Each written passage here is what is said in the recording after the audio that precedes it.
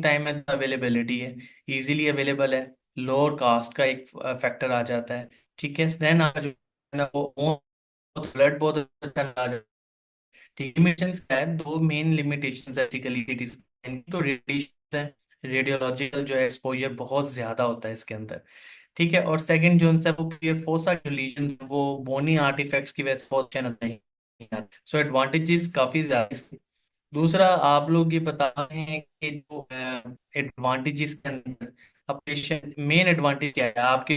For example आप hospital के अंदर टर्शियरी केयर हॉस्पिटल है, आपके पास पेशेंट रोड ट्रैफिक एक्सीडेंट के साथ आ गया है, आपके पास एमआरआई मशीन भी लगी हुई है, आपके पास सीटी स्कैन भी है, सो आप क्या करवाएंगे?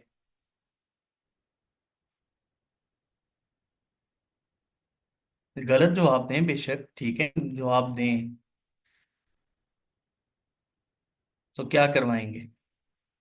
एमआरआई करवा लेते हैं, सुपीरियर है, अच्छा है। जी doctor Arifa, why CT? Always think about why. Science के अंदर तो हमेशा ने सोचना how why. Why doctor Sahar MRI? Any guess?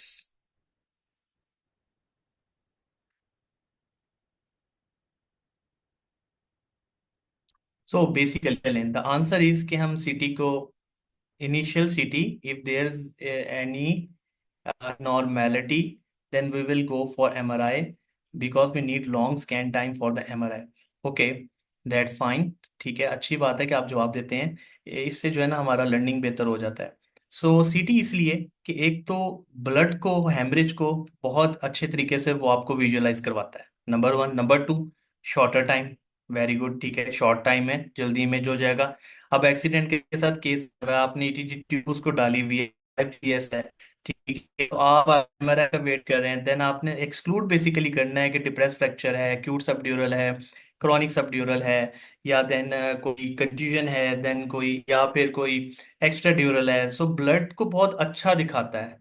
CT scan blood के मामले में सुपीरियर है, ठीक है, बोन्स के मामले में सुपीरियर है, ठीक है, इन मामले में बहुत सुपीरियर है। ठीक है, तो इसलिए सीटी के एडवांटेजेस आपकी अर्जेंसी, आपकी इमरजेंसी इस केसेस के अंदर बहुत अच्छे हैं। ठीक है, सो सीटी सुपीरियर है इस मामले में। बट अगर आप क्या बात करें कि मेनिंजाइटिस है, इन्फेक्शंस हैं, और ट्यूमर्स हैं, ब्रेन ट्यूमर्स हैं, तो उस मामले के अंदर जो है वो एमआरआई का बेहतर मोडालिटी है। बल्कि इवन कुछ जगहों पे तो गोल्ड स्टैंडर्ड, ठीक है, तो ट्यूमर्स आपका गोल्ड स्टैंडर्ड एमआरआई है, सॉफ्ट टिश्यूज के अंदर आपका एमआरआई है। बट कैल्सिफिकेशंस, बोन्स, ब्लड, सो ये बहुत अच्छा सीटी आपका दिखाता है। प्लेन्स के बारे में पढ़ लेते हैं हम। अक्सर सीटी के अंदर हमारे पास नजर आता है, उसके अंदर बेसिकली तीन प्लेन होते हैं, एक्सियल प्लेन होता है, कॉर्नर प्लेन होता है, एक सैजिटल प्लेन होता है।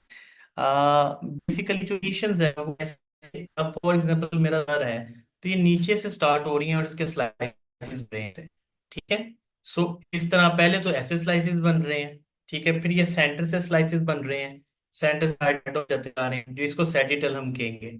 और कॉर्नरल जो है वैसे ऐसे ऐसे स्लाइसेस बनते हैं। बेसिकली स्लाइसिस के सूरत में हम लोग को ये चीजें नजर आती। सो अगर एग्जांपल देखें, मोस्टली हमारे पास ये वाला सीटी स्कैन का इमेज आता है, ठीक है, इसको एक्सिम कहते हैं, मोस्टली हम रेक्टल देखते हैं। बट ऑन डिमांड जो है आपको सैजिटल और कॉर्नर ये दोनों व्यूज हैं ये भी मिल जाते हैं। ठीक है, अगर आप डिमांड करके टिश्यू भेजते हैं कि हमें कॉर्नर सैजिटल व्यू है, सो इसमें जो है ना मोस्ट देखा जाता है। प्लेन थोड़ा इमेज को दिखाया हुआ है, देखें एक्सियल जो है प्लेन्स बड़े इंपॉर्टेंट होते हैं, इसलिए ज्यादा फोकस मैंने। सो प्लेन्स देखें, अगर एक्सियल प्लेन है या आपको coronal plane, then this is your sagittal plane. So windows इसके अंदर क्या है, एक आपकी ब्रेन विंडो होती है और एक आपकी बोन विंडो होती है। बोन विंडो में देखने की एक, बोन विंडो में आप बोन्स को देखते हैं ज्यादा कॉमनली, और ब्रेन विंडो के अंदर आप को ज्यादा फोकस कर रहे होते हैं। So types of head CTs can non-contrast and contrast. Contrast जो है वो contrast is given to better evaluate vascular structures, tumor, site of infections, इन सारी चीज़ों के लिए बड़ा अच्छा होता है। अब स्लाइसिस बेसिकली ये है कि यूजली 5 to 10 mm के स्लाइसिस होने चाहिए। स्लाइसिस का मतलब ये है कि कोई चीज़ है, फॉर एग्जांपल लेट सपोज मैं आपको अगर एग्जांपल दूं, तो वो एग्जांपल इधर से इस बुक की ले लेते हैं, कि अगर ये फॉर एग्जांपल बुक है तो ये एक इसका स्लाइस है, ये इसका सेकंड स्लाइस है, ये इसका थर्ड।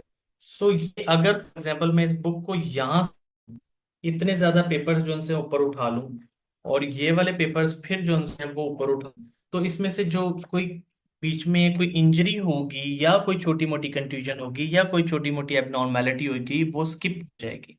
सो इसलिए स्लाइसेस जितने छोटे होंगे उतनी जो है वो बेहतर, जो है वो आपको एबनॉर्मेलिटी छोटी मिस नहीं होने के चांसेस हो जाएंगे। जैसे फॉर एग्जांपल ये ब्रेड है, ब्रेड के स्लाइसिस हुए हुए हैं। सो ब्रेड के स्लाइसिस हुए हैं तो अगर कोई इस स्लाइस के अंदर कोई फंगस लग गई है, सो अगर मैं यहाँ से स्लाइस काटता हूँ, बड़े बड़े स्लाइसिस काटता हूँ, थोड़ा सा फंगस मुझे मिस हो जाएगा। ठीक है, सो उस फंगस को मिस ना किया जाए इसलिए मेरे स्लाइसेस छोटे होने चाहिए। सो यूजुअली जो टेक्नीशियन है वो 5 से 10 के स्लाइसेस बनाकर बेचता है। लेकिन जो है बाजुकात समटाइम्स नहीं टेक्नीशियन को पता होता तो 30 के स्लाइसेस बना के बेच देता है। सो इसी तरह एक पेशेंट था मेरा, बच्चा छोटा, वो डिप्रेस फ्रैक्चर के साथ था, बट उसके स्लाइसेस बहुत बड़े बड़े कटे हुए थे तो इसलिए वो डिप्रेस फ्रैक्चर मिस हो रहा था। लेकिन क्योंकि ब्रेन स्लाइस को मैंने देख लिया था, मुझे अंदाजा शक हो गया था। सो इस बेस पे मैंने उसके स्लाइसिस कम करवा के एक रिपीट स्कैन करवाया था, तो उसमें जो है वो डिप्रेस फ्रैक्चर आ गया था, देन हमने उसको ऑपरेट किया था। सो स्लाइटिस स्लाइसिस की इंपॉर्टेंस ये है। टेक्निक वही वाली बात है, ऐसे ऐसे कट्स आपके हो रहे होते हैं, इसके अंदर से आप स्लाइसिस पता चलता है। क्वालिटी ऑफ सिटी स्कैन, अच्छा quality of the CT scan, CT scan machine कैसी है। तो इसके अंदर डिफरेंट टाइप्स की मशीन्स आती हैं, टेस्ला 1, टेस्ला 1.5 और डिफरेंट आ रही होती हैं। सो ठीक है, जितनी ज्यादा अच्छी होगी उतना ज्यादा क्वालिटी अच्छी होगी। नंबर एक तो मशीन की डिपेंडेंसी आ गई। Number two, skills of radiographer. So radiographer की स्किल से क्या मुराद है यहाँ पर? रेडियोग्राफर की स्किल्स से क्या मुराद है?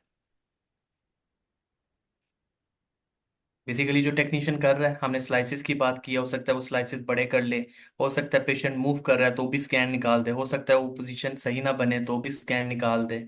सो ये भी बड़ा इंपॉर्टेंट है जो कि वहाँ पे रेडियोग्राफर बैठा हुआ है और वो कर रहा है।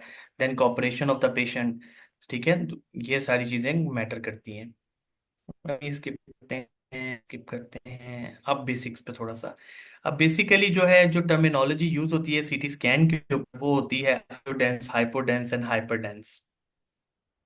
सो आइसोडेंस का क्या मतलब है कि सेम जो है वो डेंसिटी आपको नजर आएगी, जैसा ब्रेन नजर आ रहा है वैसे ही बाकी जगह पे नजर आएगी, तो उसको हम आइसोडेंस कहेंगे। अगर आपको ब्लैक नजर आने लग पड़ता है जैसे कि इन्फार्क्ट की सूरत में होता है, सो उसको हम हाइपोडेंस कहते हैं। और अगर हमारा व्हाइट कलर की कोई चीज नजर आती है, जैसे ब्लड नजर आता है, जैसे बोन नजर आती है, उसको हम हाइपरडेंस करेंगे। So the higher the density, whiter is the appearance, lower the density, darker is the appearance. So brain is the reference density. So density का कॉन्सेप्ट कौन सा है वो आपको पता होना चाहिए। और वर्ड भी आपने यही यूज करना है कि there is a homogeneous hyperdensity या हाइपोडेंसिटी या आइसोडेंसिटी, इस तरह के वर्ड्स यूज करने हैं तो ज्यादा बेहतर होता है। सो हाउसफील्ड यूनिट हैं। सो बेसिकली हाउसफील्ड यूनिट्स ये होते हैं आपकी डेंसिटी के को कैटेगराइज करने के लिए होते हैं। अगर मैं इसकी एग्जांपल दूं आपको, ठीक